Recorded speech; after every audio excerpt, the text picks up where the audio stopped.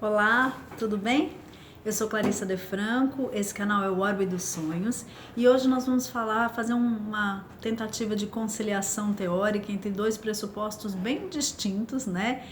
São os pressupostos dos estudos de gênero e os pressupostos da psicologia analítica, psicologia junguiana.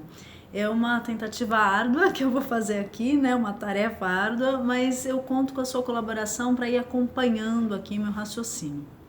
Bom, os estudos de gênero, eles vêm trazendo uma perspectiva de desconstrução dos binarismos de gênero, né? Principalmente das dicotomias homem-mulher, masculino, feminino, feminilidade, masculinidade, homossexualidade e heterossexualidade, cisgeneridade, transgeneridade, uma desconstrução desses binarismos, porque essas dicotomias são vistas como aquelas que apoiam os preconceitos, os estereótipos, todos os discursos, as narrativas que têm, que na verdade saem dos discursos, né? Na verdade, discurso é uma coisa que sustenta outras coisas, sustenta comportamentos, né? Ações violentas, ações de desigualdade e tal. Lembrando que gênero tem a ver com relações. Né? A historiadora Joan Scott, que é feminista, ela trabalhou a noção de gênero como relações de poder. Então, a ideia de que gênero, a gente não está falando da mulher, né? A gente não está falando de trans, a gente não está falando do feminismo, embora esses temas estejam dentro da perspectiva de gênero. Mas gênero é relação. Então, relação entre pessoas... e se refere a todos os seres humanos aí, né? Relação entre pessoas que se tornam, muitas vezes, essas relações se tornam desiguais, né? Uma parte, né, um grupo acaba se tornando historicamente privilegiado e acaba sendo detentor de determinados privilégios, determinados poderes, mantém um determinado comportamento e acesso a determinados lugares sociais e outros grupos não, né? Outros grupos têm mais dificuldade para ter esses acessos, esses lugares, esses salários, essas situações todas que a gente vê na vida. E como relações de poder, né, envolvem também exclusões, invisibilidades, violências, ou seja, uma parte, né, que acaba sempre, né, historicamente a gente vai vendo sempre essa parte, ela acaba se dando melhor que outras, né? E ela acaba promovendo mais submissões que outras, e outras estão mais no lugar de submetidos, né? Enfim, lugares submetidos. Então, assim, pensando nessas relações que infelizmente se tornaram desiguais, né? Existe uma série de levas dos estudos de gênero, né, chamadas as ondas do feminismo e tal, que cada época foram buscando algum tipo de pauta de uma maneira mais importante, né? Primeiro, uma busca de cidadania para as mulheres, direito ao voto, uma participação na vida pública. Quer dizer, depois controle ao próprio corpo, direitos reprodutivos, a questão salarial de igualdade, né? Pautas locais, então...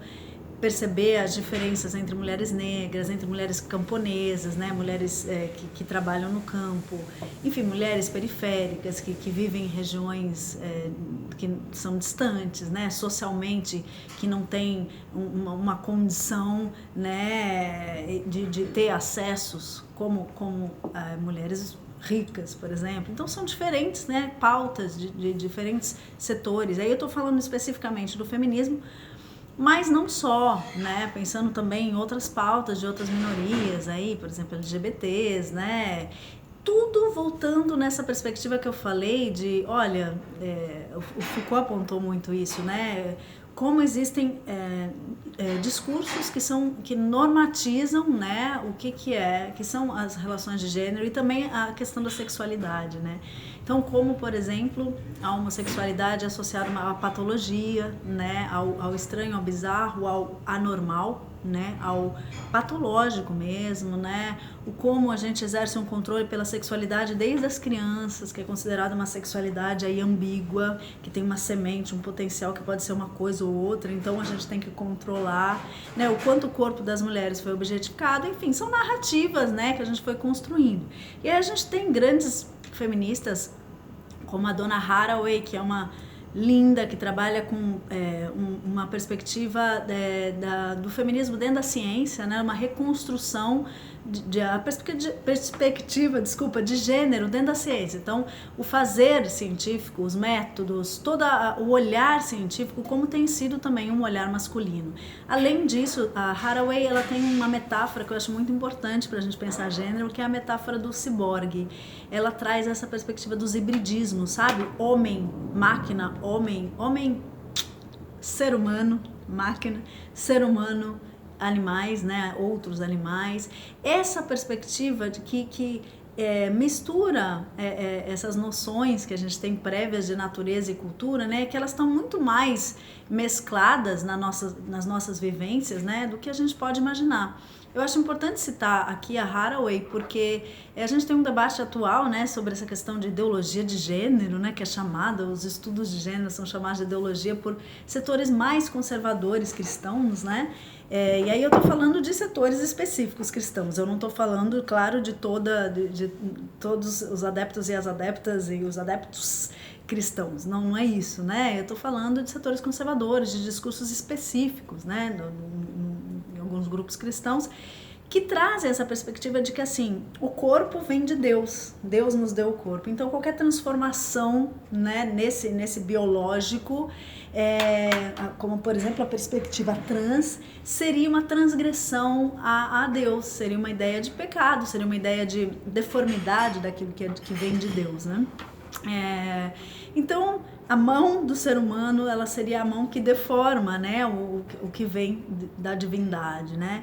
E é uma perspectiva, na verdade, que não reconhece o dinamismo, a fluidez das vivências, né? No contexto contemporâneo isso está muito claro, né? Do quanto a identidade de gênero, por exemplo, é uma construção aí que está acontecendo, né? Nas vivências, né? Na experimentação, no dia a dia. Aí a gente lembra da Judith Butler, que fala da performance, né? Quer dizer, o ser homem, o ser mulher, o ser isso, o ser aquilo, não está definido, né? A gente vai experimentando o que são essas coisas, né? E mesmo a sexualidade ou o corpo, quer dizer, o corpo que seria o biológico, ele também é uma construção social. A gente também constrói o corpo na cultura, a gente também constrói as relações com o corpo, com a imagem, o que é o corpo, os valores ligados ao corpo, tudo isso está sendo construído na cultura, né? E a Butler fala disso de uma maneira muito evidente, assim, né? Inclusive a Butler veio para o Brasil e foi bem rechaçada. Bom, enfim, foi bem maltratada em alguns lugares e foi bem tratada em outros, ainda bem, né? Então vamos lá, pensando nesse grande quadro, né, da perspectiva aí, essas dicotomias entre natureza e cultura, entre homem e mulher e tal, que respaldam, que são a base de grandes discursos preconceituosos e violentos de gênero e que, por sua vez, são a base de comportamentos, ações, né, falas, ofensas, né, que são violentas, preconceituosas, discriminatórias e tudo isso, né? Então, pensando nessa estrutura, agora eu vou para a psicologia analítica, para a psicologia de Jung, a gente vê como que a gente pode conversar, né?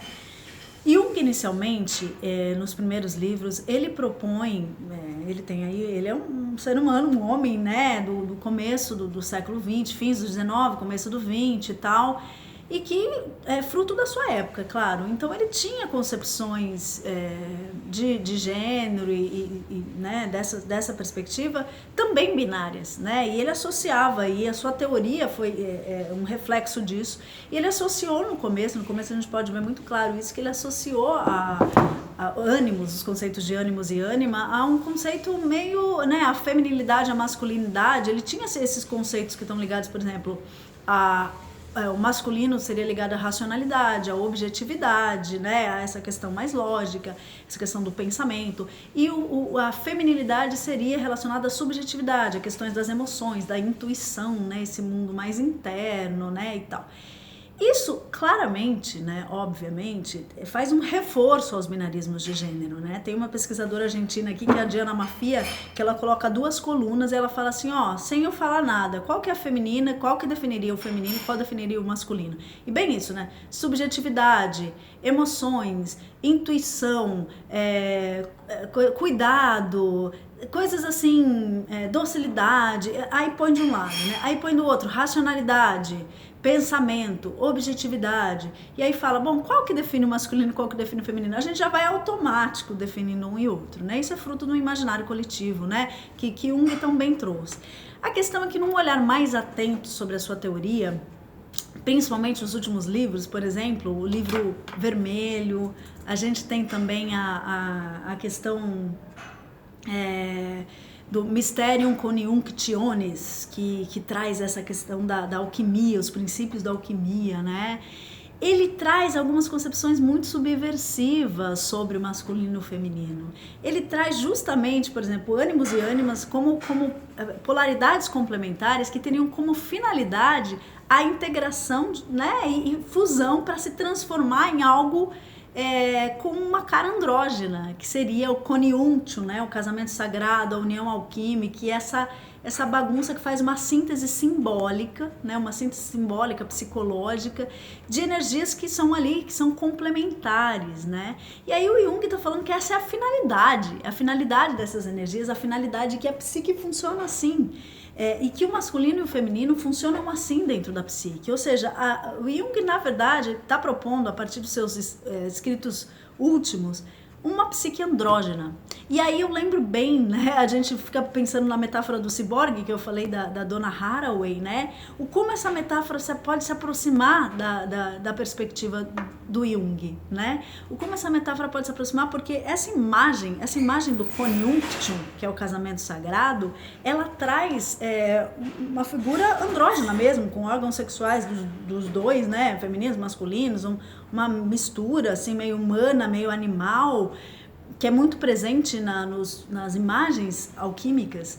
Então é muito, muito interessante, e aí eu acho fundamental da gente falar que o Jung foi prevendo, a partir da sua hipótese inicial, que era mais tradicional, ele foi prevendo uma transgressão dessa questão do masculino e do feminino. Ele foi prevendo uma psique andrógena, uma psique que estava ali com todas as possibilidades e que, claro, em alguns momentos a gente apresenta e vivencia e se identifica com facetas do masculino, as imagens arquetípicas, facetas do masculino, facetas do feminino.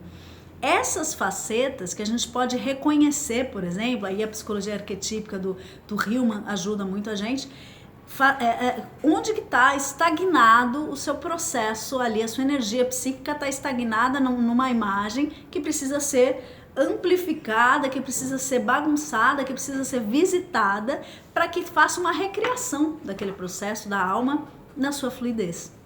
Então, nesse sentido, eu quero propor aqui, e eu tenho escrito sobre isso, tá? Estou encaminhando aí para a publicação, de que a proposta da psicologia junguiana ela é muito mais subversiva do que os usos que se tem feito dela, do conceito de arquétipo, do conceito de ânima, do conceito de ânimos. É muito mais subversivo que isso. A gente não pode objetificar, tornar literal algumas facetas de ânimos e ânimas, sendo que são facetas, lembrando que são pedaços que muitas vezes eles precisam ser tratados para buscar a integralidade e o todo. A ideia é buscar essa integralidade, esse movimento está na totalidade, né? Se a gente pensar nos aspectos míticos aos quais o Jung recorreu o tempo todo, tem essa busca de uma totalidade perdida, de uma integralidade perdida. Então a ideia do ser andrógeno, e aqui a bissexualidade, a pansexualidade, a transgeneridade, né, o transgênero, essa cara que não é uma coisa, não é outra, pode ser tudo, pode ser nada, essa cara é a cara da psique para o Jung. Então, nesse sentido, eu espero aqui ter contribuído para aproximar os estudos de gênero, os debates do estudo de gênero com os debates da psicologia analítica de uma maneira um pouco mais aprofundada. Uma honra ter conversado sobre esse tema. Quem quiser conversar mais, clarissadefranco@hotmail.com. Beijo!